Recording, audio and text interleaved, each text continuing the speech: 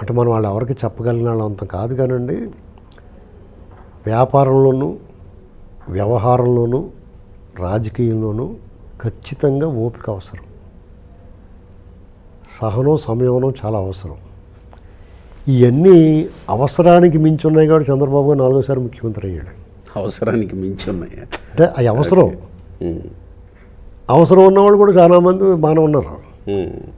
అవసరానికి మించి ఉన్నాయి కాబట్టి చంద్రబాబు గారు 4వసారి మాట్లాడటండి. ఎన్ని సంక్షోభాలు, అసలు మామూలుగా నేను ఎదుర్కొన్నాను సంక్షోభాలు, దూషణం పోషణలో. అసలు ఎవరికన్నా రాజకీయాలు వదిలిపెట్టి పారిపోతారా? చిచ్చి అమ్మ గోల అనుకుంటారా? అది ఒక కేస్ స్టడీ, అది పాఠ్యాంశంగా ఉండాలి పిల్లలకి. అంటే అవి నేర్పించాలి మనం, రప్పలు గట్ట కాదండి, అవి నేర్పించాలి. ఎందుకంటే మోత్పల్లి నరసింహ గారిది అది ఆయన వైపు నుంచి ఆలోచిస్తే కూడా ఆయన తప్పు అనిపించదు మనకు ఆ క్షణం.